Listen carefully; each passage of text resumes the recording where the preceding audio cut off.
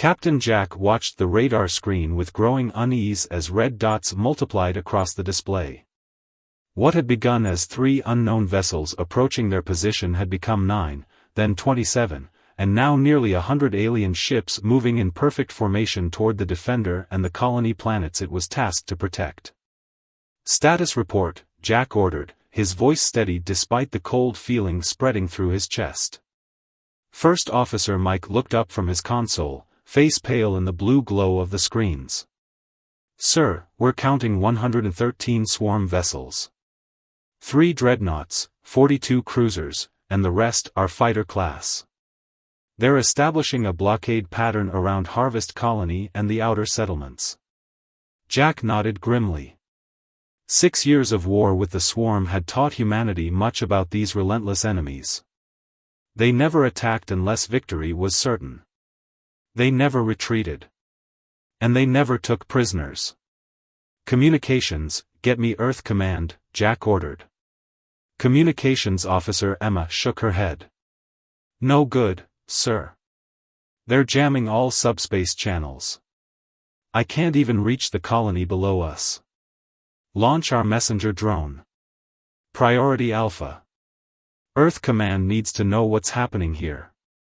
Jack moved to the tactical station where Lieutenant Ben was already plotting potential escape vectors.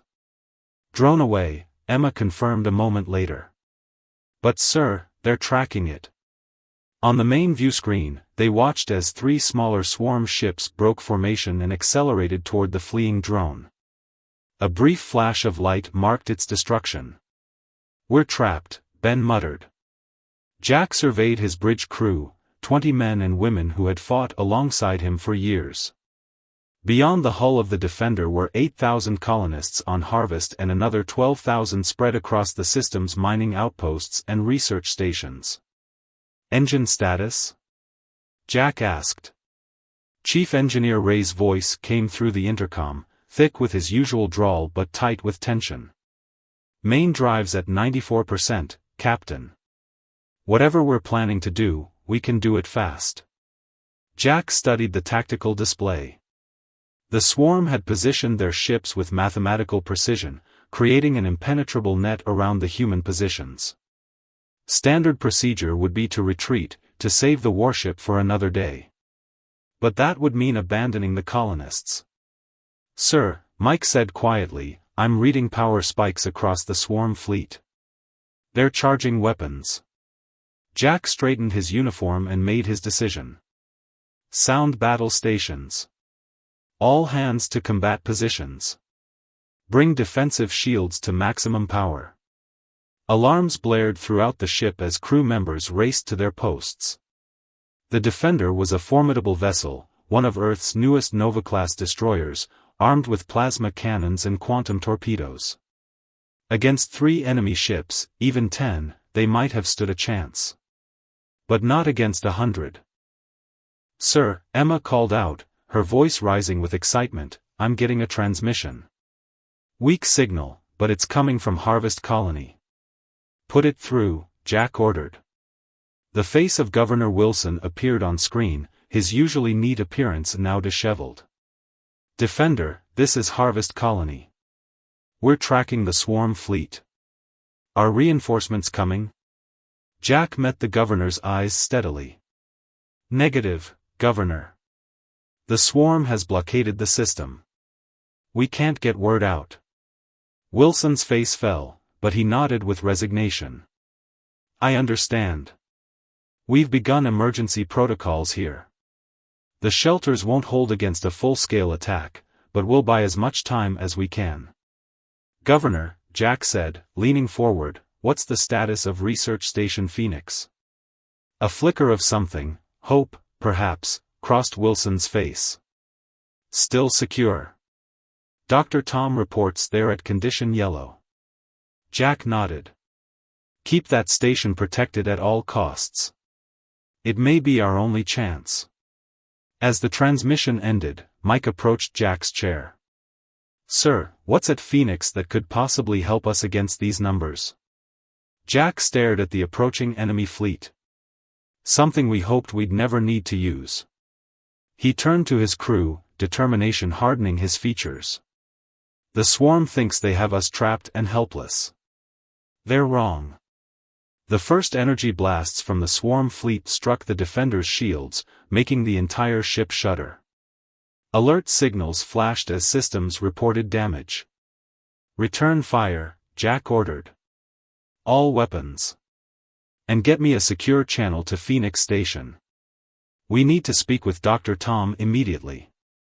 As the defenders' cannons roared to life against the overwhelming enemy force, Jack knew their only hope lay in something terrible, a weapon so devastating that its very existence had been classified at the highest levels. They were surrounded, outnumbered, and outgunned. But the enemy didn't know about Project Dawn. They didn't know that humans, when pushed to extinction, had built a planet killer. Dr. Tom rubbed his tired eyes as emergency alarms blared throughout Research Station Phoenix. The underground facility, buried deep beneath Harvest Colony's northern mountain range, had been his home for the past 4 years. Its maze of laboratories, test chambers, and living quarters housed 65 of Earth's brightest scientific minds, all working on one terrible project. "Status report," he called out to his team as they rushed to secure sensitive equipment. His assistant, Mary, looked up from her console. "Swarm fleet in orbit. Over 100 ships. The defender is engaging, but..." She hesitated. "It doesn't look good, sir." Tom nodded grimly. He'd feared this day would come. The swarm had been pushing deeper into human territory with each passing month. Intelligence reports suggested they needed habitable planets, fast. Their own worlds were dying from some unknown ecological disaster. Dr. Tom called the communications officer, "Secure transmission from the defender. Captain Jack is requesting to speak with you." Tom hurried to the communications room where Captain Jack's face appeared on screen, occasionally distorted by static as the defender took fire. "Tom," Jack said without preamble, "they've surrounded the entire system. No reinforcements can reach us in time." "How long do we have?" Tom asked. "Hours, not days. They're launching dropships toward the main colony already." Jack's image shook as another blast hit his ship. "The Council authorized Omega Protocol 10 minutes ago. We're activating Project Dawn." Tom felt his stomach drop. "Jack, we've never actually tested it at full capacity. The simulations show a 90% success rate, but..." "We're out of options, Tom." Jack's voice was firm. "Either we use it, or 20,000 colonists die today. And after Harvest falls, Earth will be next." A new face appeared on the screen beside Jack, the stern features of General Bill, the military commander of Harvest Colony's defense forces. "Doctor, this is a direct order. Begin Project Dawn activation sequence immediately." Tom took a deep breath. "Yes, sir. Initiation protocol will take approximately 24 hours to..." "You have 12, the general interrupted. "My troops can give you that much time, no more." As the transmission ended, Tom turned to Mary and the rest of his team. Their faces showed the same mixture of fear and determination that he felt. "Open the vault," he ordered. "Full access to Project Dawn." Mary entered her security code, followed by Tom's override. The massive blast doors at the rear of the laboratory slid open with a hydraulic hiss, revealing a chamber bathed in soft blue light. In the center stood Project Dawn, not the massive weapon many imagined, but a sleek cylindrical device barely larger than a man. Its surface was covered with intricate circuitry and crystalline nodes that pulsed with energy. "Begin power-up sequence," Tom instructed as his team took their stations. He remembered the day, 3 years ago, when he'd been recruited to this project. Earth had already lost 2 colony worlds to the swarm. Billions had died. Humanity needed a weapon that could end the war decisively. The official name was the Quantum Resonance Amplifier. The military nicknamed it the Planet Killer. Its designers had calculated that, when activated, it could destabilize the atomic bonds of an entire planet, reducing it to a cloud of dust within seconds. The plan was elegant in its terrible simplicity: lure the main swarm fleet to harvest, evacuate as many colonists as possible, then destroy the planet, and the enemy, in one devastating blow. As the device hummed to life, Mary approached Tom. "I've checked the evacuation protocols. Even if every transport on the colony flies non-stop, we can only evacuate about 60% of the population in 12 hours. Tom closed his eyes briefly. 8,000 people would be left behind. A tremendous boom shook the facility, causing dust to rain from the ceiling. "They're here," said one of the scientists, fear evident in his voice. The intercom crackled. "Phoenix Station, this is Colonial Defense. Swarm dropships have landed. We're engaging ground forces at the northern perimeter. Be advised, they appear to be heading for your location." General Bill's voice cut in. "Doctor, they know about the weapon." Someone talked. "You need to speed up the activation process." Tom looked at the device, its power levels still critically low. "That's not possible, General. The quantum matrices need time to align. If we rush it—" "Make it happen, Doctor," Bill ordered. "Or we all die for nothing." As the sound of distant fighting grew louder, Tom turned to his team. "New plan. Mary, recalibrate the power regulators. We're going to try something that's not in the manual." Outside, the battle for Harvest Colony intensified as human soldiers fought desperately to protect Phoenix Station and its terrible secret, humanity's last hope and greatest sin. Captain Jack gripped the edge of his command chair as the Defender shuddered under another barrage of enemy fire.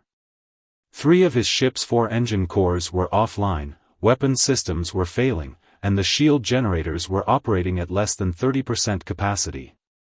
"Status of evacuation ships?" Jack demanded, wiping blood from a cut above his eye.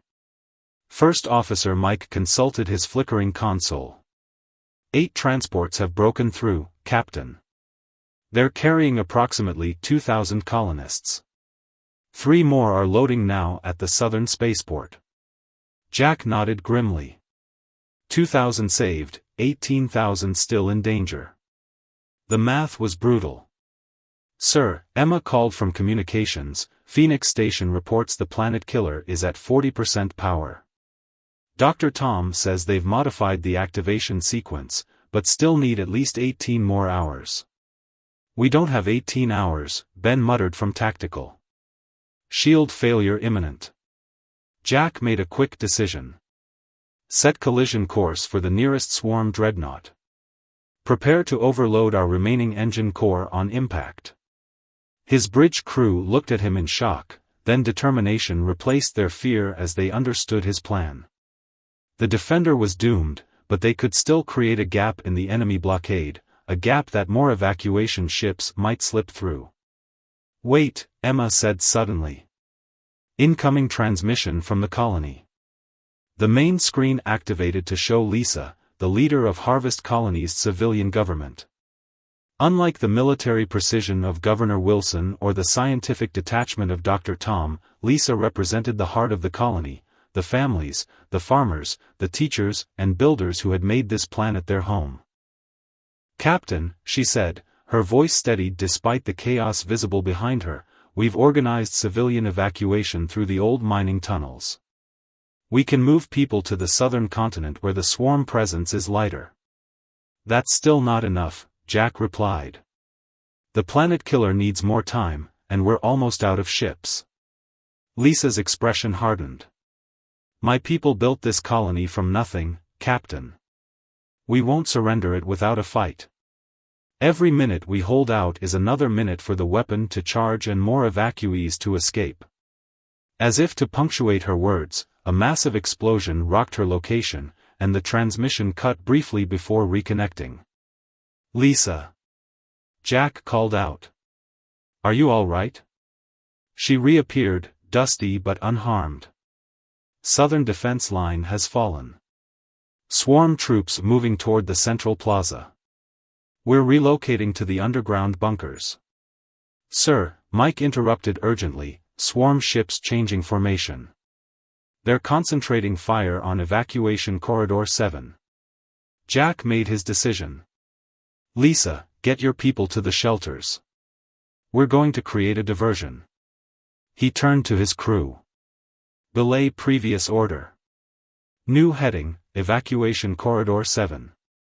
We'll draw their fire away from the transports. The damaged Defender groaned as it changed course, moving to place itself between the swarm fleet and the fleeing civilian ships. Deep beneath the surface, Dr. Tom worked frantically to speed up the Planet Killer's activation sequence. The original 24-hour countdown had been shortened to 18 through dangerous power modifications, but even that might not be enough. Power at 47%, Mary reported. Quantum alignment at 53%. We're making progress, but the safety protocols. Override them, Tom ordered, not looking up from his calculations. Route emergency power from life support if necessary. Mary hesitated. Sir, if we bypass the safety protocols, the weapon might destabilize. We could lose control of the reaction. If we don't activate it in time, none of that will matter, Tom replied grimly. The entire facility shook violently, sending equipment crashing to the floor. The lights flickered, then emergency power kicked in, bathing everything in red. Perimeter breach, shouted the security officer. Swarm forces have entered level 1. Security teams engaging, but they're outnumbered. Tom looked at the Planet Killer, its blue glow steadily brightening as power levels increased. Too slowly. His secure communicator beeped. Tom, this is General Bill. Northern defense has collapsed. My troops are falling back to your position, but we won't hold them long. You need to accelerate the countdown. Working on it, Tom replied tersely. But there's another problem. The remote activation system has been damaged. Someone will need to initiate the final sequence manually. There was a long pause before Bill responded. Understood. Just focus on getting the weapon ready. The implication hung in the air. Manual activation meant someone would need to stay behind when the Planet Killer fired. Lisa led a group of 30 colonists through the narrow maintenance tunnels that ran beneath Harvest City.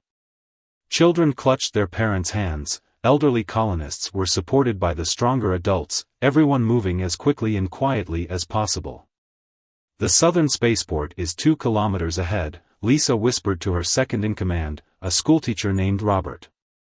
Governor Wilson reports 1 transport still there, with capacity for about 200.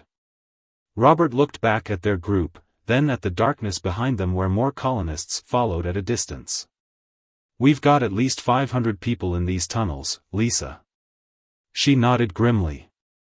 The transport will take the children first, then the elderly. The rest of us will head for the emergency bunkers at Mining Outpost 4. A distant explosion reverberated through the tunnels, followed by the sound of falling debris. They're getting closer, Robert muttered. Lisa checked her old-fashioned watch, a family heirloom from Earth. 18 hours until the Planet Killer would be ready. 18 hours they needed to survive. The countdown had begun.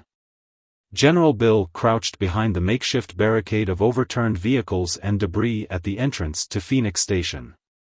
Only 27 soldiers remained from his original force of 150. Their weapons were running low on ammunition, and fatigue dulled their reactions after 6 hours of continuous fighting.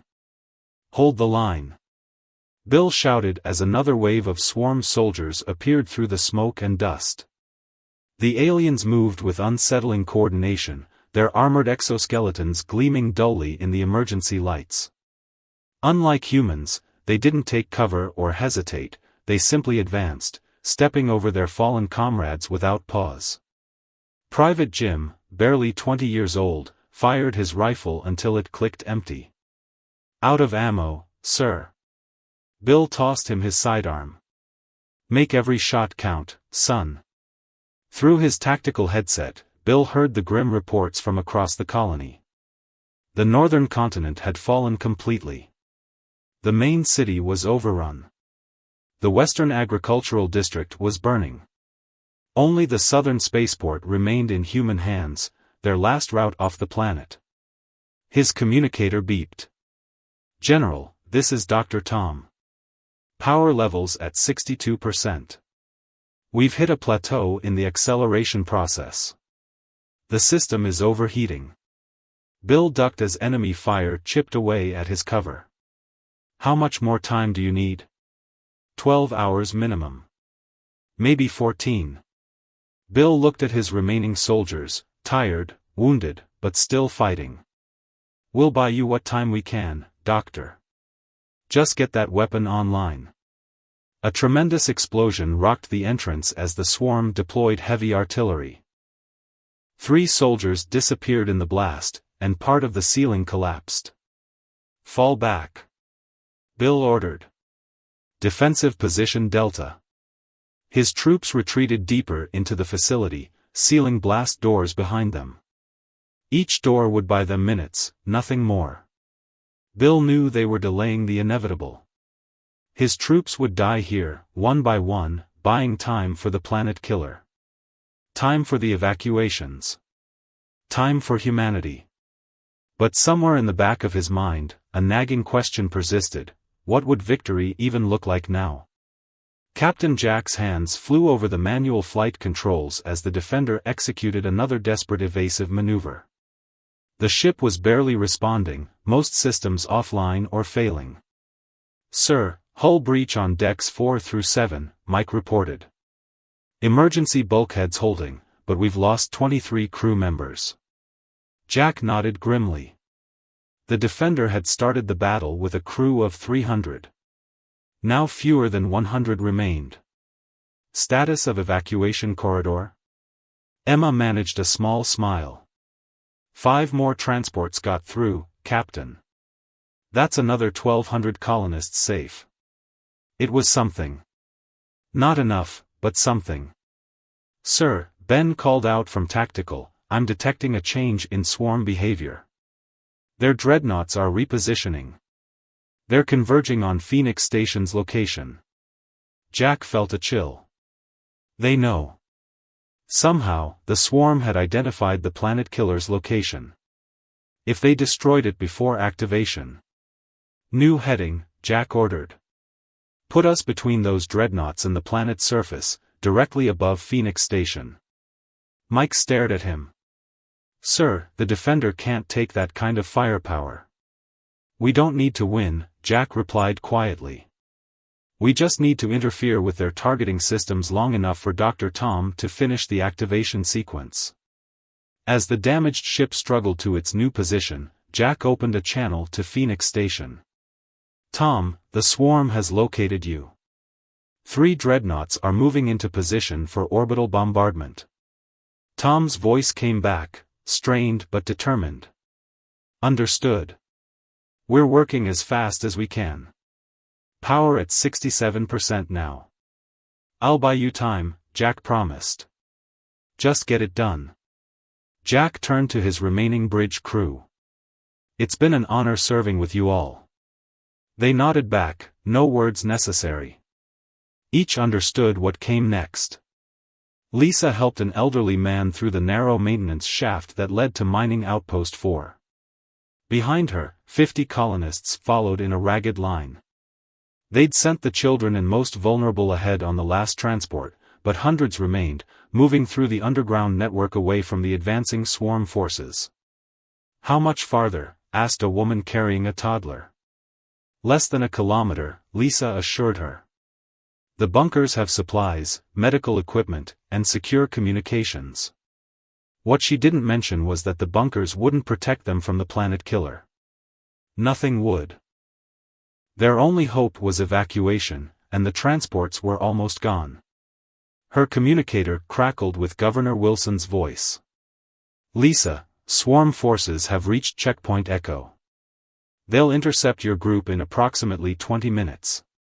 Lisa looked at the tired colonists behind her. They couldn't move any faster, and there was nowhere else to go. Understood, Governor. We'll hold position in Shaft 37 until they pass. It was a desperate gamble. The maintenance shafts were narrow, the swarm would need to come through in smaller numbers. Maybe, just maybe, they could ambush them. Everyone, weapons check, Lisa ordered quietly. Their weapons were pathetic: mining tools, kitchen knives, a few stun batons. Against swarm armor, they would barely make a dent. But they had to try. Robert approached her, speaking softly. Lisa, I overheard the military channel. The planet killer will activate in approximately 10 hours. Lisa nodded grimly. Then we hold out for 10 hours. One way or another, this ends today. As they prepared their makeshift defenses, Lisa allowed herself one moment of doubt. The planet killer had never been tested. What if it failed? What if they were sacrificing their world for nothing? But the alternative, surrender to the swarm, wasn't an option. Reports from conquered worlds painted a grim picture: humans harvested for resources, processed into nutrient paste to feed swarm larvae. Extinction, one colony at a time. No, the planet killer was their only hope. Even if it meant destroying their home to save humanity. The first sounds of swarm troops echoed through the shaft. Lisa gripped her mining laser and prepared for battle. The defender shuddered as another barrage of swarm weapons fire tore through its failing shields. On the bridge, Captain Jack gripped his command chair as the lights flickered and emergency warnings blared from every console. Hull integrity at 17%, Mike reported, his voice calm despite the chaos. Engine core reaching critical levels. Jack nodded grimly. Status of the dreadnoughts? Still advancing on Phoenix Station, Ben replied from tactical. Our interference is slowing their targeting, but not for much longer. Jack studied the tactical display. The three massive swarm dreadnoughts had positioned themselves in a triangular formation above Dr. Tom's facility. Once they locked on, they would unleash a bombardment that would penetrate deep underground, destroying the planet killer before it could activate. All power to forward shields, Jack ordered. Prepare to ram the lead dreadnought. His remaining bridge crew exchanged glances but followed orders without hesitation. They had known it might come to this. Sir, Emma called from communications, incoming transmission from Phoenix Station. Dr. Tom's face appeared on screen, streaked with sweat and grime. Behind him, alarms flashed and scientists worked frantically at their stations. Jack, we've reached 83% power, Tom reported. But the remote activation system is completely destroyed. Someone will need to manually initiate the final sequence from the primary control room. Jack understood immediately what that meant. How much longer, Tom? 40 minutes to full power. Then the sequence takes approximately 5 minutes to complete. Jack looked at the tactical display again. The defender wouldn't last 5 more minutes, let alone 40. We'll give you every second we can, he promised. Defender out. Jack turned to his crew. New plan. We're going to use the defender itself as a weapon. He quickly outlined his desperate strategy. The ship would accelerate toward the lead dreadnought, then at the last moment, they would eject the unstable engine core directly into the enemy vessel. The resulting explosion might not destroy the dreadnought, but it would certainly disrupt the swarm's targeting systems. All hands to escape pods, Jack ordered. Evacuation Protocol Alpha. Mike stood firm beside his captain. Sir, someone needs to remain behind to pilot the ship during the final approach. I'm aware, Commander, Jack replied quietly. Then I request permission to. Denied. Jack's voice was gentle but firm. Get the crew to safety, Mike. That's an order. Mike hesitated, then saluted sharply. It's been an honor, Captain. As the bridge crew reluctantly departed, Jack sat alone at the controls, plotting his final course. The Defender had been his home for 6 years.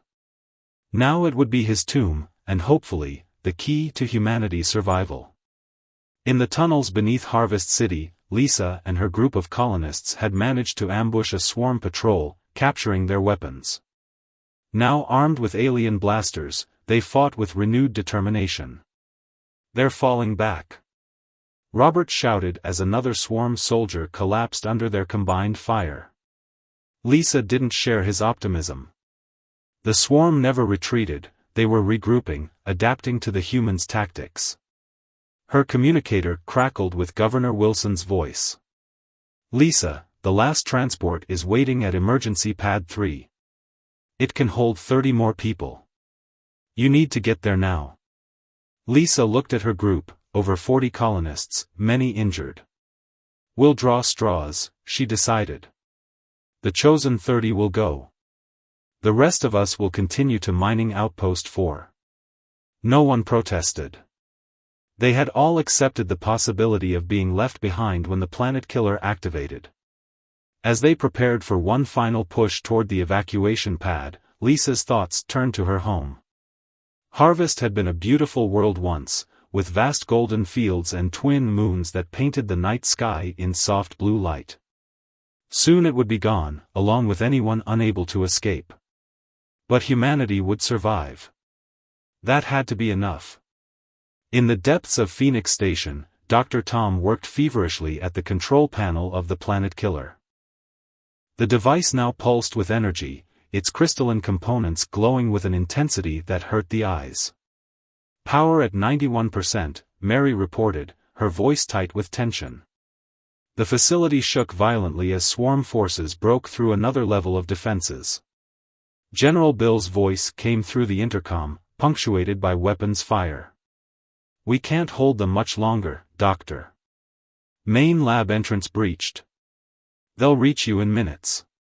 Tom looked at his team, the brightest minds of their generation, now reduced to a handful of exhausted scientists fighting for humanity's survival. "Begin evacuation protocol," he ordered. "Take the emergency shaft to sublevel 9. There's still a transport waiting." Mary stared at him. "What about you?" "Someone has to stay to complete the manual activation," he replied simply. Understanding dawned on her face. "I'll stay with you." Tom shook his head. "Earth needs your knowledge, Mary. They'll need to understand how the weapon worked, in case we ever need to build another." Tears filled her eyes, but she nodded. As the other scientists filed out, Mary clasped Tom's hand briefly before following. Alone in the control room, Tom monitored the power levels as they climbed steadily. 94%. 95. His console screen suddenly flashed with an alert. Captain Jack's face appeared, transmission breaking up with static. "Tom, we're creating a diversion now," Jack said, his image flickering. "The Defender is on collision course with the lead dreadnought. Engine core set to overload on impact." Tom watched in awe as the tiny blip representing the Defender accelerated toward the massive swarm vessel. The resulting explosion temporarily blinded the sensors, but when the screen cleared, the swarm formation was in disarray. "Thank you, Jack," Tom whispered, though he knew the captain couldn't hear him. The power level reached 98%. 99. The door to the control room buckled as something massive slammed against it from the outside. The reinforced metal dented inward, then again as the swarm forces tried to break through. 100%. Tom initiated the final sequence, entering the complex authorization codes that would unleash the Planet Killer's full power. The machine's hum changed to a deep, resonant tone that vibrated through his bones. The door burst open. 3 swarm soldiers entered, their alien weapons trained on Tom. He smiled grimly as his finger pressed the activation button. "Too late," he said simply. The Planet Killer pulsed once, twice, then emitted a blinding flash of energy that engulfed the room, the station, and beyond. The blinding light faded slowly, leaving spots dancing in Lisa's vision as she and the remaining colonists huddled in the depths of Mining Outpost 4. They had braced themselves for annihilation, for the feeling of their world coming apart beneath them. Instead, an eerie silence fell. "Is it over?" Robert whispered beside her. "Are we dead?"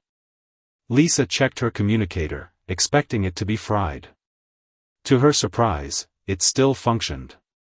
"This is Colony Leader Lisa. Is anyone receiving? Governor Wilson? General Bill? Phoenix Station?" Static hissed for several long seconds, then a weak voice came through. "Lisa, this is Governor Wilson. We're still here." Confusion rippled through the group of survivors. The planet killer had activated. They had seen the pulse of energy sweep across the landscape through the outpost's few small windows. Yet Harvest still existed. What happened to the swarm? Lisa asked urgently. Wilson's voice strengthened. "They've stopped. All of them. Just stopped." Lisa rushed to the nearest window, the others crowding behind her. Outside, in the dim emergency lighting of the mining complex, they could see several swarm soldiers. The aliens stood motionless, their weapons hanging limply at their sides. One toppled over without resistance, like a puppet with cut strings. "The planet killer," Robert murmured in awe. "It didn't destroy the planet, it destroyed them." 3 days later, Lisa stood in what remained of Phoenix Station's main laboratory. The room was a testament to humanity's desperation and ingenuity, and to Dr. Tom's sacrifice. His body had been found at the control panel, one hand still resting on the activation button. Governor Wilson and the few surviving military officers gathered around the device that had saved them all, the misnamed Planet Killer. "It was never designed to destroy the planet," explained Mary, now the senior scientist of the decimated research team. "That was a cover story, in case of spies. What Dr. Tom created was actually a quantum neural disruptor." "In plain English?" General Bill asked gruffly. "It targeted the unique neural patterns of swarm biology," Mary said. "The pulse disrupted their hive-mind connection and overloaded their central nervous systems. It affected their technology too, anything with swarm biotech components simply shut down." Lisa looked out the shattered window where cleanup crews were gathering swarm bodies. "Why didn't we know this was the real plan?" "Because the swarm had infiltrated our communications," Wilson said quietly. "We suspected information was leaking. The only way to ensure security was to let everyone, even our own people, believe it was a planet-destroying weapon." A bluff, Lisa realized. "We made them think we were willing to destroy our own world rather than let them have it." "Not entirely a bluff," Mary corrected. "The energy requirements were so massive that we weren't sure the colony would survive the power drain. And we had never tested it at full scale. Dr. Tom calculated an 80% chance of success, and a 20% chance it would cascade into a reaction that would tear the planet apart." Lisa felt a chill run down her spine. They had been even closer to destruction than she'd realized. 1 week after what was already being called the Harvest Stand, Lisa stood with Governor Wilson and General Bill at the memorial service. 342 colonists had died in the attack. Nearly 2,000 soldiers had fallen defending the planet. Captain Jack and the crew of the Defender were represented by an empty chair for each lost soul. But humanity had won its first significant victory against the swarm. More importantly, they had captured intact swarm ships, technology, and even biological samples. "The data we've recovered from their ships confirms what we suspected," Wilson told her quietly as the ceremony concluded. This was their last major fleet. They committed everything to taking Harvest. Why? What made our planet so special? "It wasn't the planet," General Bill interjected. "It was Phoenix Station. Somehow they learned we were developing a weapon that could stop them. This attack was desperation, not strength." Lisa looked across the gathering of survivors. Already, they were beginning to rebuild. Fields would be replanted. Homes reconstructed. Lives resumed. What about the weapon? She asked. Can we use it against their homeworld? Mary shook her head. The Planet Killer was a one-time device. Dr. Tom designed it that way intentionally. He called it his ethical failsafe. He left detailed notes explaining that it was meant to defend, not to annihilate. Lisa nodded, understanding. Even in their darkest hour, Tom had ensured humanity wouldn't become the monsters they fought. A transport ship descended toward the newly cleared landing pad, bearing the insignia of Earth Command. Reinforcements had finally arrived, days too late for the battle but just in time to help with recovery. They're calling Dr. Tom a hero back on Earth, Wilson said. Captain Jack too. There's talk of a monument in the capital. Lisa looked up at the sky where swarm ships still drifted, powerless and empty. For years, humanity had fought a defensive war, always retreating, always losing ground. Today marked a turning point. The swarm thought they had us surrounded, she said quietly. They thought they had won. Above them, the twin moons of harvest began to rise, casting their familiar blue light over a world forever changed but still standing. A world where humanity had finally found its strength. They were wrong, Lisa finished, her voice strengthening with resolve.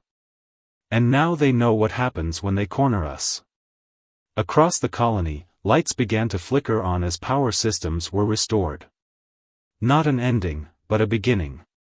Humanity would rebuild here, stronger than before. And though the cost had been terrible, they had discovered something vital: the swarm could be defeated. The war wasn't over. But for the first time since it began, there was real hope.